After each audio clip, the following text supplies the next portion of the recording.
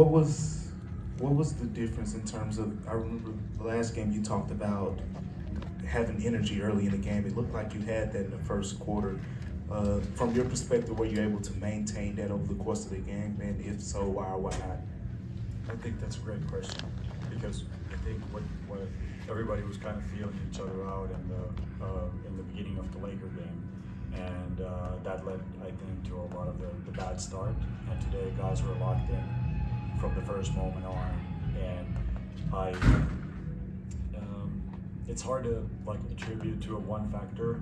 But if I look at quarter scoring for Celtics, it's 25-41, 26-25, and we had some slip ups in the second half of the second quarter, and we started doing some things that we had not agreed to do, and that caused some miscommunications, or we were maybe frustrated with not getting the foul call or something like this. And the guys' response is great always, really great, and it's just against this level of a team, one of the best, if not the best team in the league, it's just very hard to win if you don't put 48 minutes of very high level basketball on the defensive end. But other than that, I think we can be very satisfied with the effort, with the team play that the guys are showing.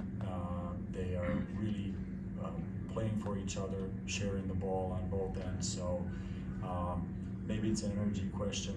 Maybe it's just when you get a little bit tired, the mistakes start to come out. But we don't have a lot of time to fix it.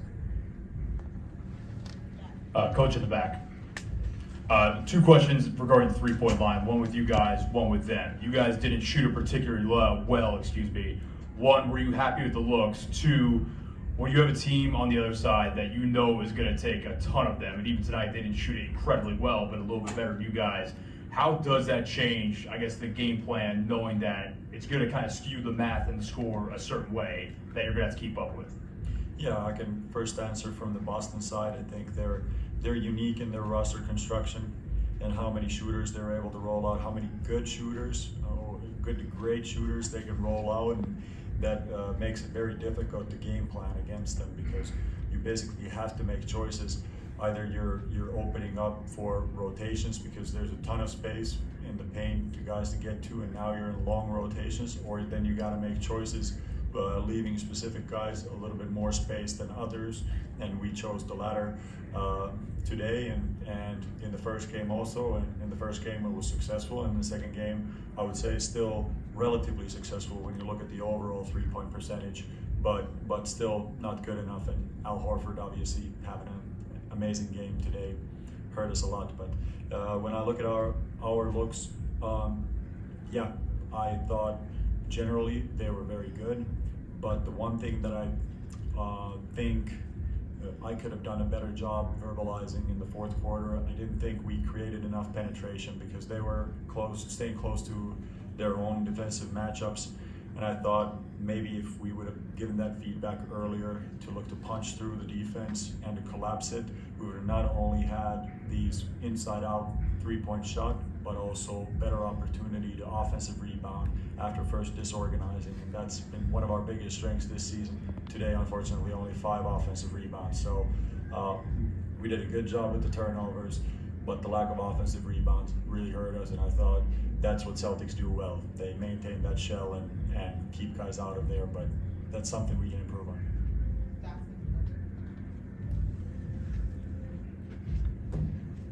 Yeah, Coach, you just talked about two decisions, two specifically to ask you about. First, just the first play in the game, Bane bringing the ball up, Morant running that little Iverson Cup. Bane gets the three on the backside. Just your thoughts on how you're starting the game with Bane maybe with the ball and Ja working off the ball to get them both working together, and then the other decision is just Bagley before Santi off the bench, and just what did you think about those two guys? Okay, so first question, it's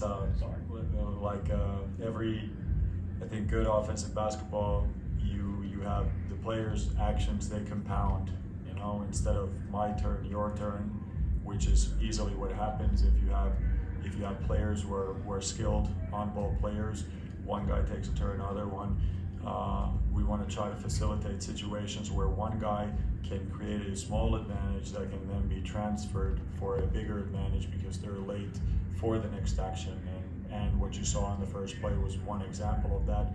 The placement of the players was for that specific interaction, and we also ran other ones where we have others. But the basic idea remains that if you want to play winning collective team basketball offensively, the actions must build on each other, and kind of there's hopefully a kind of a momentum that builds within the possession that leads to better and better quality shots, and I thought we had good examples of that today.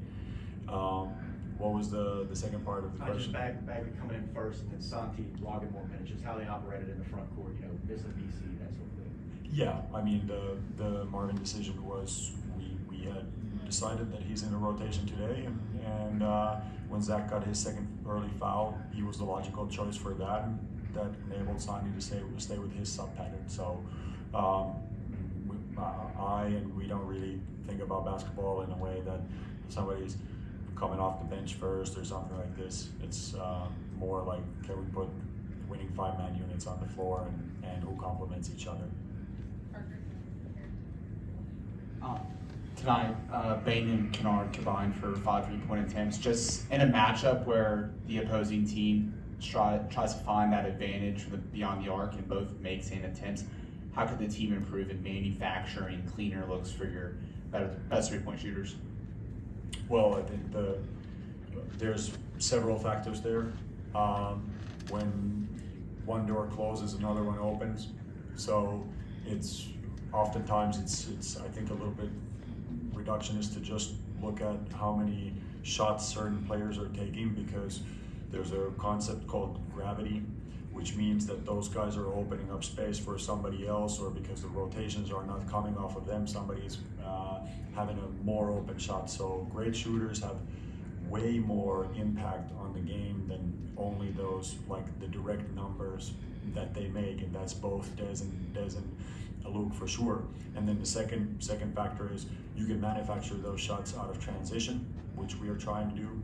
You can do them through flow, so out of open play where guys are playing off of concepts, or you can do them out of set plays.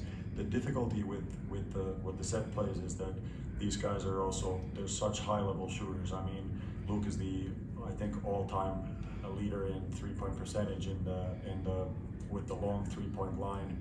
So it's like you're going against the thinking opponent, and the thinking opponent, like the first thing they're going to have on their game plan also, like when they go through the personnel designations, is this guy can't get open looks. And the question is exactly like, how can we get him still open looks, or how can we leverage that into somebody else getting maybe something even easier? And it's absolutely part of our process. Last question. Yeah, both games you've coached so far, you've had your rotation apparently disrupted by one of your starting bigs getting 2 fouls in the first quarter, and then I think a third in the second in both games. Both finished with 4 fouls, so like they could have played more minutes. As a head coach, like how do you manage thinking about that, whether to react to fouls or not react to fouls? Yeah, that's a super interesting question, because it's one of those basketball conventions, right? That when the foul count goes over the quarter limit, you pull the guy out, but there's no rule in any rule book saying you have to do this. I mean, the limit is 6, like you said, but I think on the flip side of that is the thought that what if we don't have the guy for the end of the game, or we might have to keep him for a longer time on the bench. But you're right, it's hurt us in both games and hasn't come back to bite us, those fouls. So obviously always like hindsight 2020, that could have gotten more minutes from Zach today and from Jaren the other night against Lakers. So those are the decisions you have to make on the fly, and right now our decision making has been this, and I'm sure we will review our process if that still holds true. I like when both guys like playing the 5. We've been doing well, and that has been a clear issue for us, that we haven't yet found something that works as well as the minutes that Brandon Clark was giving us. Thank you, Thomas. Thank you.